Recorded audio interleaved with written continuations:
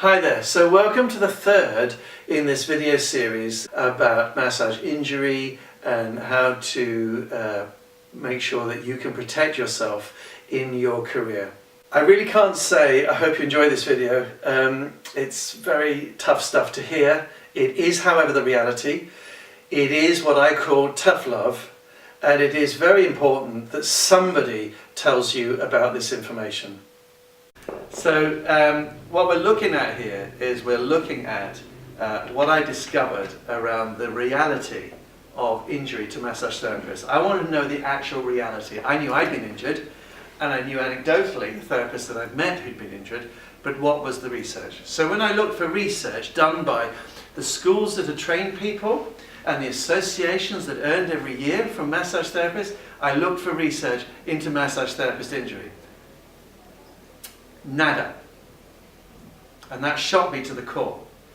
Seemed to me like the people who were teaching the techniques that were injured and the people that were earning from their association fees every year from injured therapists, all right, were not that interested in finding out the reality of the people they were entrusted with taking care of, all right.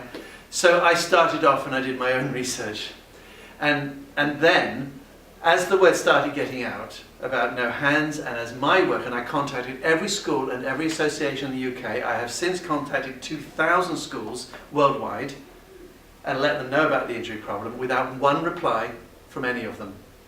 Okay, I've done everything I can to let them be aware of this. Yeah, there have now been 3 done by me and 3 other studies, 6 studies worldwide. All right, that actually none of the other studies referred to my studies. All right. None of them referred to each other. They all did slightly different methodologies, statistically and research-wise, if you know about research and all of that. They had different models of things. But fascinatingly, despite the difference of their modality of research, they all came up with almost identical statistics. I'm just going to run through these, all right? And I've got more information, I've published information about this that you'll be able to get hold of. So I started my first study in 2000, just when I printed and had my book published. I wanted to find out the reality of the 7-stage model.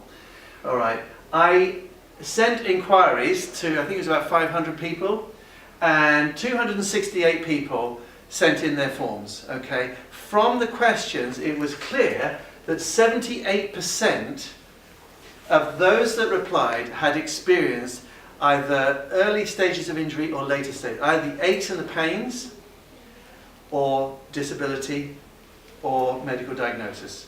78%. Okay, and that actually fitted with my experience, because I was meeting the injured therapist, and I just thought maybe I was meeting a tiny minority of massage therapists. It turns out that probably wasn't the case. So shocked was I by that, I thought we need to make a bigger study, and I mailed out 5,000 people, not the same people, a new group of people, no one that had been mailed out before. And I mailed out about, I can't remember the exact number that was mailed out. I've got it written down somewhere. Of those that were mailed out, 1,684 massage therapists came back. So this was a much bigger study, a lot more statistics to work from. And we found that the statistic was remarkably similar. So going bigger didn't change the stat. 78 to 81% is about the same. It's 4 out of 5, isn't it? Yeah. And then I was searching and I came across another study done in Canada. The Canadian Massage Association sent out a questionnaire to their massage therapists, the first association to do so. Yeah. And that association got 500 replies, 502 replies. And their printed statistics, and I'll give all the references for this in the printout stuff, their statistics showed 80% also. Changes to that association and their schools? Nada. How can you get a statistic of 4 out of 5 people being changed without sitting down and having crisis talks as an industry? 2006, Lorien Green, who was injured while studying massage, she never even qualified. And she wrote a book called Save Your Hands, offering clinical solutions without being qualified in massage. And I leave you to draw your own conclusions about the wisdom of following that advice, okay? What you really need is someone that's been doing it for 25 years and has proven it and trained thousands of people. That way you know what you're learning is safe and has been proven in the treatment room, all right? But her study got 600 respondents, and her statistics showed, depending on, she did it according to the number of treatments people were giving, and she found that whether it was a few or a lot, the injury range of the people she asked was between 67% and 77%. The 67% for her seemed to be people that were doing less. I dispute those stats because my experience has been people get injured at any stage, regardless of the number of clients. You can have one client a week and you can have 20 a week, and actually some people are getting injured with one client a week. It has so much to do with the rest of your health condition, and the stresses that even one massage put on you means that you can get injured with just 1 or 2 treatments a week. And some people have been. I've worked with them, I've met them. They haven't had busy practices, they've still been injured. Yeah. In the same year, a group of doctors in Taiwan were working in a group of doctors in a medical practice right near a massage school. And they started to notice that they were getting RSI injured massage therapists flooding their clinic. A high proportion of their RSI injuries in their clinic were massage therapists. So they set up their own study. Now this is one of the most interesting studies because they are qualified medical experts and they can diagnose the condition. A lot of the other research is the self-diagnosis of massage therapists, which can be a bit iffy, you know. So, you know, we've got to challenge the statistics as well. We've got to think, you know, reasonably about this. But these guys, they did a very specialized study and they gave medical consultations for all these massage therapists. They worked with just 161. This is a GP practice near a massage school. And they had 161 people who were massage therapists that they got into their study. Right. Their statistic of injury, 71%. And I think this is one of the most reliable studies out from a medical point of view. Yeah? And then in 2010, so I'd been going for 10 years, I wondered if I was having any impact in the UK.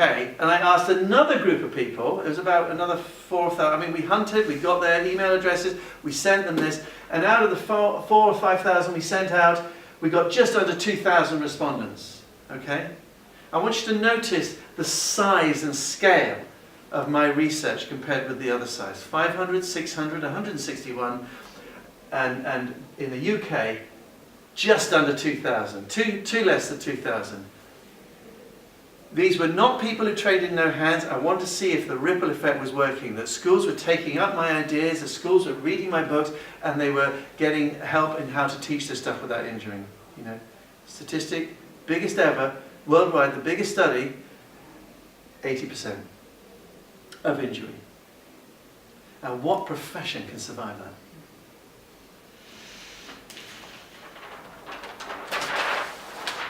So, part of this video is to say the truth is out there now. The studies have been done. All right. Worldwide, 5,203 massage therapists have been asked about their health in studies. Yeah. Worldwide, 4,081 of those were injured. Yeah. If you add up all those studies and then you get an average, you get 78%, which was exactly what my first study was. Only now I know it's a universal figure, not just 161 therapists, or 168 was my first study. Yeah. And who's telling you the truth as a massage practitioner? You need to clock this for yourself. The people entrusted with your care are your schools that trained you and the associations you belong to. What research have they been doing? Yeah? Okay. Out of 5,203 people that replied to surveys, just under 4,000 of those replied to surveys done by No Hands. And these were all funded by a private individual out of his own pocket who's just a massage therapist. That's me.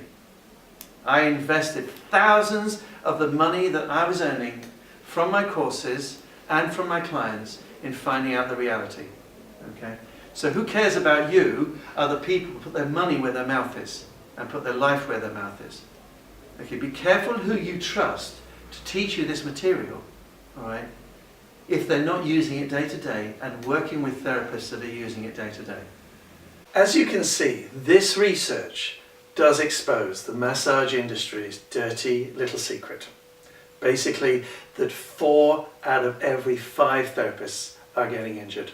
This video series actually makes naked what the massage profession seems to have been wanting to cover up for a very long time. Don't be fooled. This problem has been around for over 200 years. When the Taylor brothers first brought massage, Swedish massage, to America, for example, having learnt it from Dr. Matthias Roth in England, who himself learnt from Per Henrik Ling, so that's the lineage going down. We have clear documentation that within 10 years of teaching the Swedish massage approach in America, the Taylor brothers themselves were developing massage devices. The reason they gave was because so many of their therapists were getting injured. This really is a dirty little secret that 80% of the profession are running serious risk of injury. I have dedicated my life to you, the massage therapist. All I want to do through these videos is make sure that you know there is a place where you can learn totally well-proven zero-strain approaches to massage, to be effective, to be successful in your clinic, so you can massage as many clients as you want in a day for as many years as you want to work.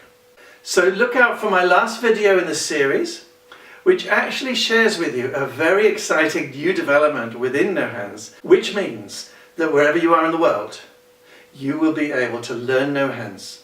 And who knows, maybe even one day be responsible for sharing this information with other therapists.